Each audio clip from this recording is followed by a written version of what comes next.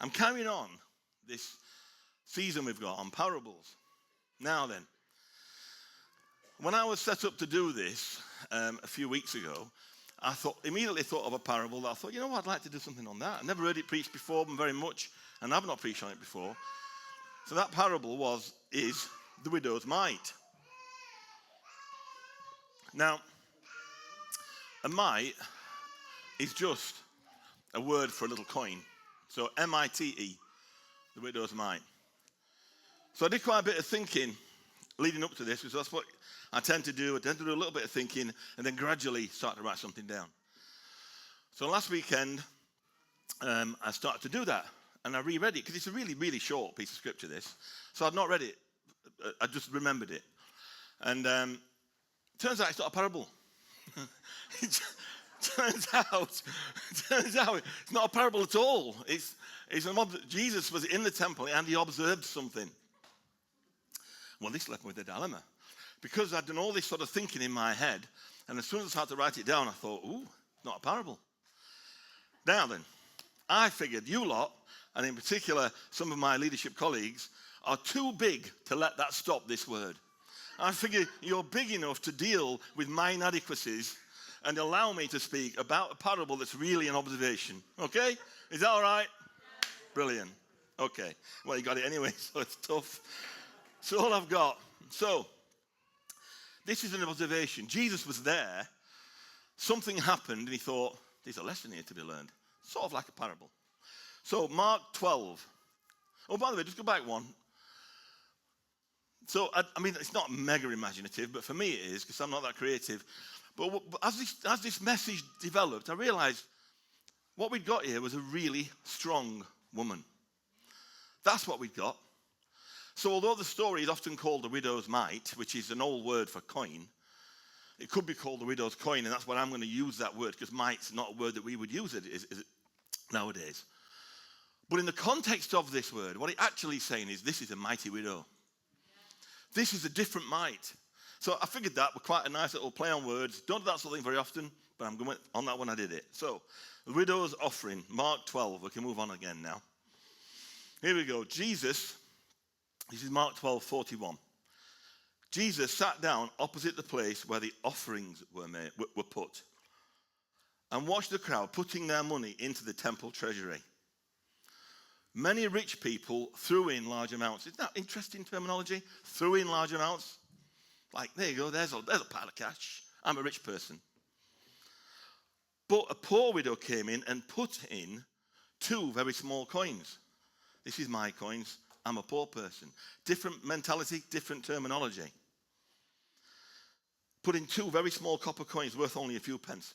For the sake of this, I'm going to call it about 15p. I think that's probably about right, to be honest. But for the sake of what it is, 15 pence. Calling his disciples to him, Jesus said, "Truly I tell you, this poor widow has put more into the treasury than all the others." Well, she literally hadn't. I mean, the literal truth was she hadn't. They had put more in than she had. Physically, they'd put more money in. They all gave out of their wealth, but she, out of her poverty, put in everything, all she had to live on. Right. Okay, let's take a second before we start looking at the terminology here. Oh, sorry about that. In this version, I don't know, I did that. I never cracked my knuckles. It's terrible. Why did I do that? How weird. Anyway. Looking at the terminology here, and it's the same in Luke where they tell the story again. The rich people. Luke said, the rich people.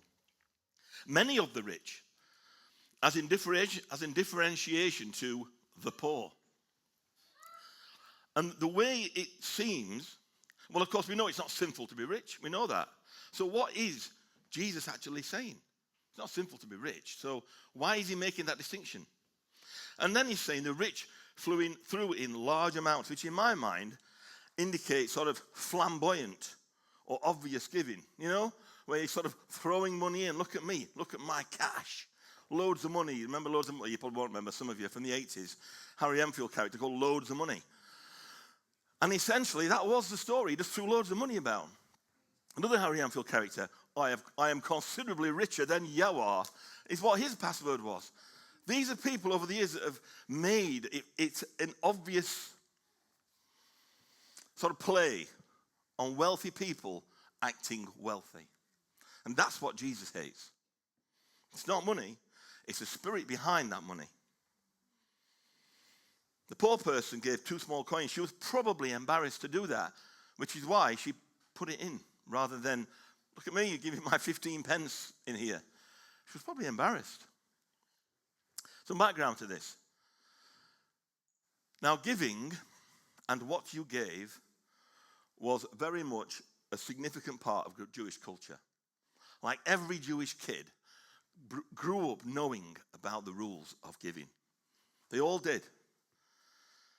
It was embedded. Every Jew brought up knowing what the law told them about tithing, about giving, offerings, all that sort of stuff. They would have instinctively understood their obligations in a way that we cannot comprehend because it was embedded in their culture. The Jewish tradition of tithing, giving a tenth, but that's a simplification of what it actually was. But for the sake of this discussion, that tradition was embedded in its culture. Now, this was initially set up. They paid out of agricultural produce or livestock, and would very much still be the case in Jesus' time because most people were involved in that type of trade. And Jesus knew this because he lived under the law. We didn't get grace, remember, until after Jesus has died. Now, this story takes place at a time when the temple is in the process of being repaired. And collections were being made to repair the temple. They were encouraged during this time. So while these donations could have been people paying their tithe, I'm not so sure they were because it talks about them being offerings. So I think this is probably people that had already paid their tithe. Everybody would know that. So then to re-emphasize how wealthy they were showing, well, I've paid my tithe, but this is my extra offering because I am considerably richer than you are. And I think that's what's going on here. And that's why Jesus really hated this type of practice.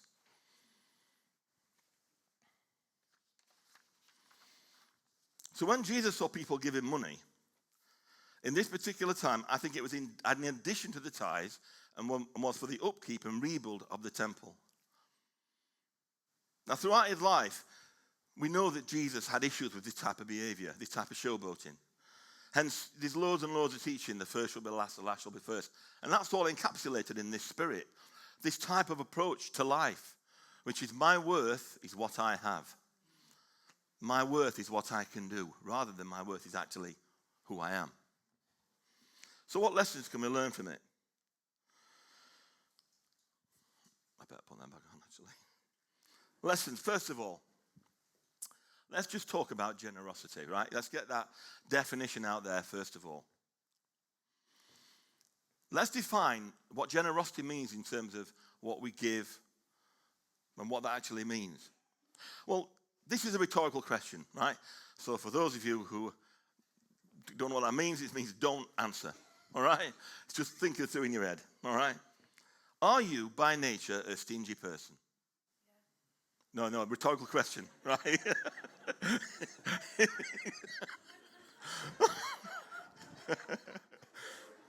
It's like a well-oiled machine this morning, folks. You're not a stingy person anyway, Janine, I know you. Are you by nature a rhetorical question?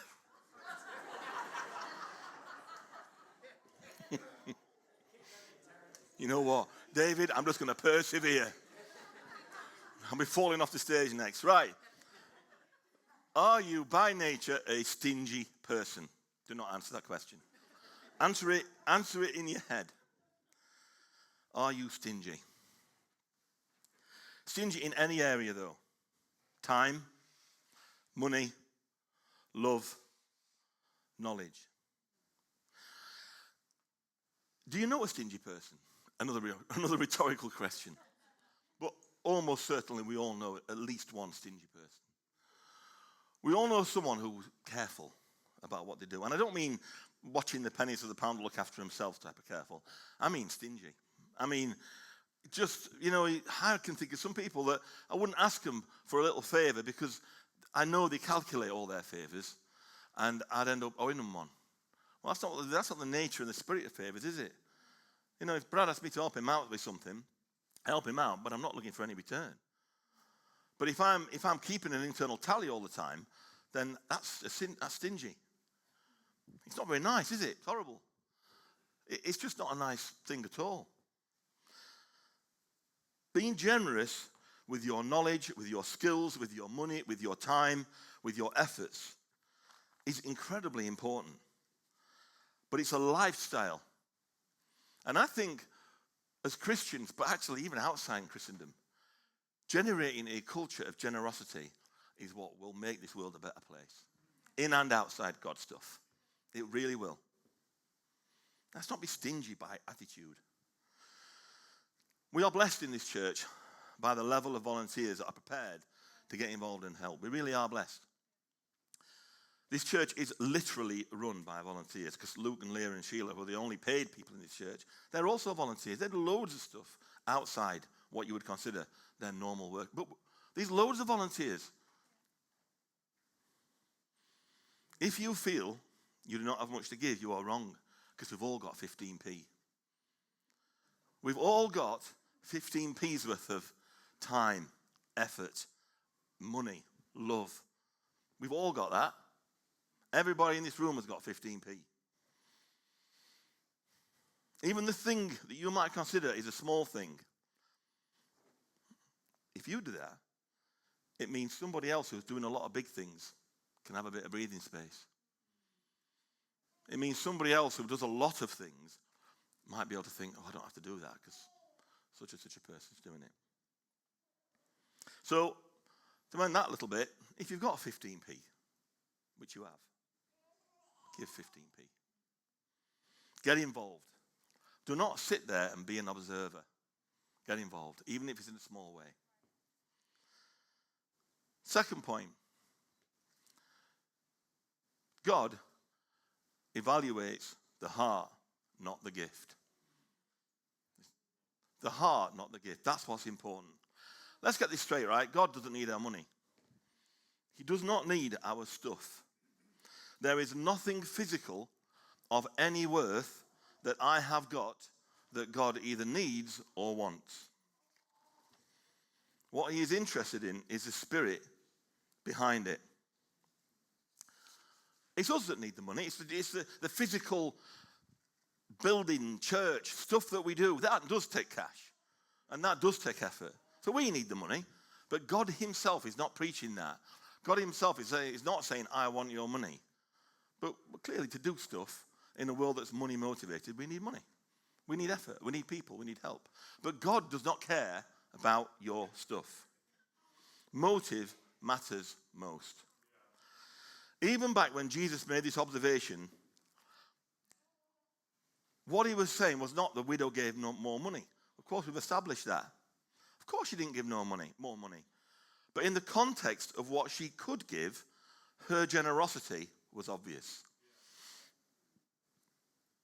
Inside and outside religion, because we think religious people have got sort of a panacea on all stuff that's good. No, we haven't.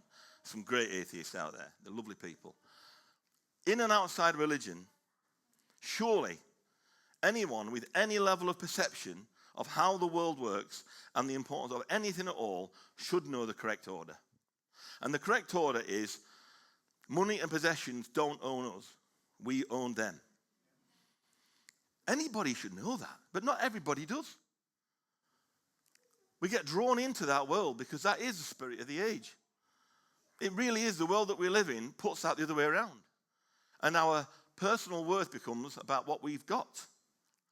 It's a completely wrong way around. Our generosity is a reflection of what's in our heart. So what is in our heart? What's in my heart? Luke 6:43 says this. It's on the next slide. For each tree is known and identified by its own fruit. This is half a parable, isn't it, really? Sort of. For figs are not picked from thorn bushes, nor is a cluster of grapes picked from a briar. The intrinsically good man, this is an amplified version, so it adds a bit of extra detail. The intrinsically good man produces what is good and honourable and moral. So basically, it's not saying the Christian, it's saying the guy that in his heart is intrinsically good, or the girl. What comes out of his heart or her heart is good, honourable and moral. The intrinsically evil man or evil person produces what is wicked and depraved. Out of the evil in his heart, his mouth speaks. So whatever's in our hearts is how we will behave. Sooner or later, whatever's in my heart, that is what will guide my actions, and that is what will guide the things that I say. That is an absolute guarantee in and outside Christendom. It's just common sense. We can't pretend to be someone that we're not. Sooner or later, it will come out. Number 3, security. Now, this is an interesting one because there's a lesson in this for most of us, definitely me. So I do say, my security is in God. And many of us would do. But when it's tested is when it really matters. When I'm not being tested, it's quite easy for me to say my security is in God. But if I get ill, or somebody I love gets ill, then it's a bit different, isn't it? Then all of a sudden, maybe my security is not quite as much in God. Maybe that changes things. I'm not saying it does or not. Or if I lose my job, or someone I love loses their job, or gets a very big repair bill that they really can't see around, or they're struggling to make ends meet. These are the times when your security is tested. Where is my security? We sung a song. The last song we sung, which I didn't know it, but it talks. What was that line you were saying, Janine? When I walk to the valley of the shadow of death. Yeah. So the reason that psalm is well known, when I walk to the valley of the shadow of death, I will fear no evil.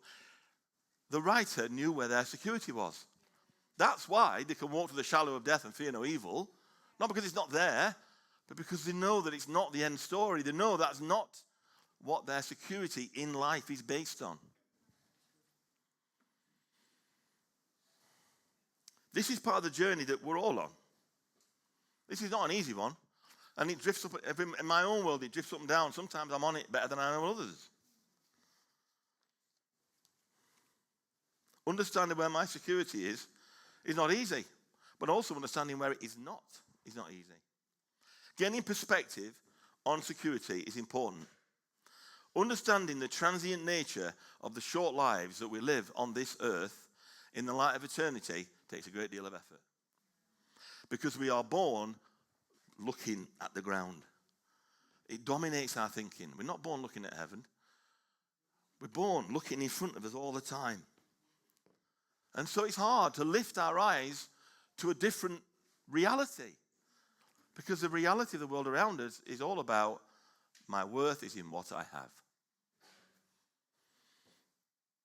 In the light of eternity, it's nonsense. So we need to gain perspective on that. You know, the things that we have, the things that we own, they don't know our name. They don't care about us. My car don't care about me. Sometimes I really know that it don't care about me. But it doesn't know my name. This is because, yeah, I agree, it's a bit sad, isn't it? I wish it did. In my head it does. We have been fooled into using the wrong datum point. Society has fooled us into using the wrong measurement. Because the measurement that we use is what we have is our importance. In the world that we live in, what we own has worth. Well, it does have worth. If I've got £10,000, it's really worth 10,000 quid, isn't it? It has got worth in this world. But in the light of eternity, it literally means nothing. It doesn't mean nearly nothing. It literally means nothing at all.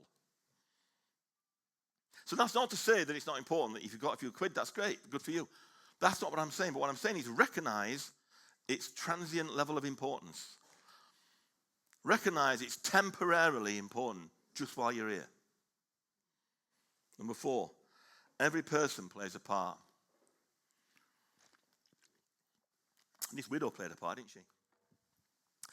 And our part, big or small, isn't measured in terms of the way that we may measure it.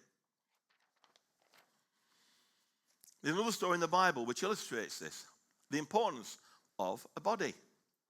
I'm not going to read it all out, it's quite long, but 1 Corinthians 12 says this, suppose the ear says, I'm not an eye, so I don't belong to the body. By saying this, it cannot stop being part of the body. If the whole body were an eye, how could it hear? If the whole body were an ear, how could it smell? God has placed each part of the body just as he wanted it to be. If all the parts were the same, how could there be a body? As it is, there are many parts, but there is only one body. You are the body of Christ. Each one of you has a part of it. There's several messages in that, but one message that's very clear is we are all important. We all have a part to play, and we are all connected.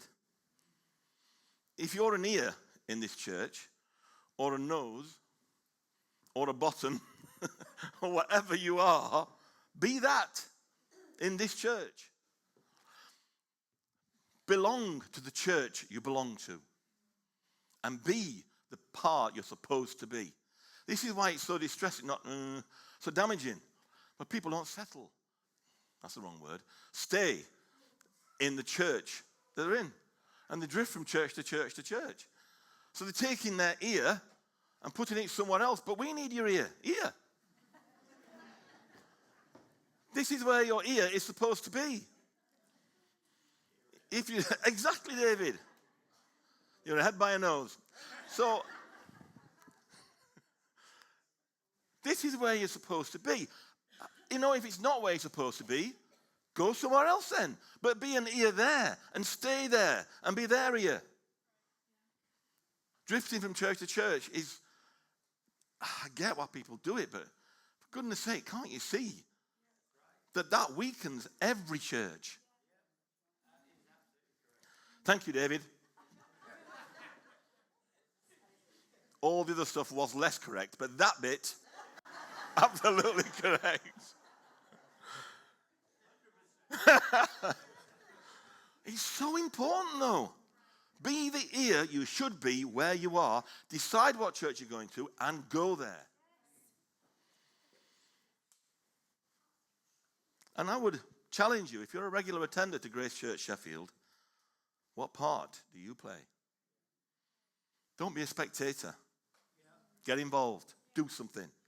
We're stretched. There's a lot of volunteers, but we're stretched. Do the bit that you can.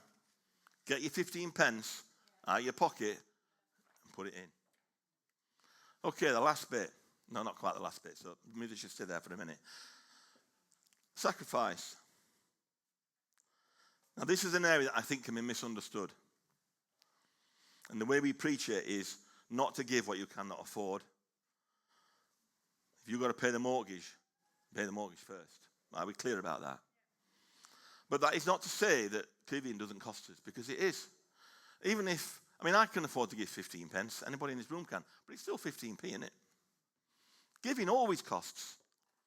Giving, whether it's money, time, effort, blah, blah, blah, it always costs us. But it doesn't always call for the grand gestures in life. A sacrifice can mean not going out with your friends when you really want to because you've got something going on in church. A sacrifice could be that you're committed to being here earlier because you're on the welcoming group. A sacrifice may be that you are giving of money. When, not to not pay the mortgage, but, at the end of the day, whatever your money you put in, you're not spending it on something else. If I put 15 pence in, I can't buy 15 pence worth of sweets. That's just the way it is. You can only spend it once. You can only do it once. So it is a sacrifice. Of course it is a sacrifice. Deal with that. Deal with it. Because God is asking us to give of ourselves. And that's part of who we are. That's part of our journey, and it's part of our offering. Musicians can come up now. So the widow's mite. Let's quickly look again at this strong woman. The widow's mite. M-I-G-H-T. This is the last slide. This is the woman that Jesus observed. Not quite a parable, but an observation. But it's important because Jesus stood there in the temple and pointed to somebody and says to his disciples, we can learn from this person. So that makes it important. This is a woman without a husband, in a time when that would have meant a very difficult life for her. No NHS, no welfare state, no whatever it is that we may get handouts, or we may not now, whatever, no political statement in that. My point is, she had nothing. Unless people gave her money, if she had children, maybe they might support her, but unless someone gave her money, that was it. Probably struggling to just get through life. But this widow was strong because she had faith in the right places. She understood the transient hold of money. She understood the transient hold of priorities. She got it, completely understood it. Possessions, all that, have a place. But when you're dead, they're gone. She understood that. The mighty widow had strength. She was a strong woman. She went up against these rich people. She would have known that they were judging her. But she gave what she had, inadequate though it was. The mighty widow had faith. She gave what she had, whether it be money, time, possessions, all that. I'm making that clear. This is not just about money. This is about who we are and an attitude of heart. The mighty widow understood the world and had those priorities in order. The mighty widow had a great heart, and out of the fullness of the heart, the mouth speaks. Out of the fullness of the heart is where our actions come from. That's what drives our actions, our heart. So I've got a bit of a challenge to us this morning. This is a small scripture. Mark 12. The end of Mark 12, 41 to 44. It's a small scripture. Let's all read it this week. It's like 4 or 5 verses or something. It's really small. But let's all read it. And I'd like to challenge you to spend 5 minutes thinking about what it says about eternal worth. Thinking about what it says of what's in my and your heart. And what can I give? Have I got a 15p I can give? Because you probably have. What is of eternal worth? Think on that and pursue that. Thank you very much.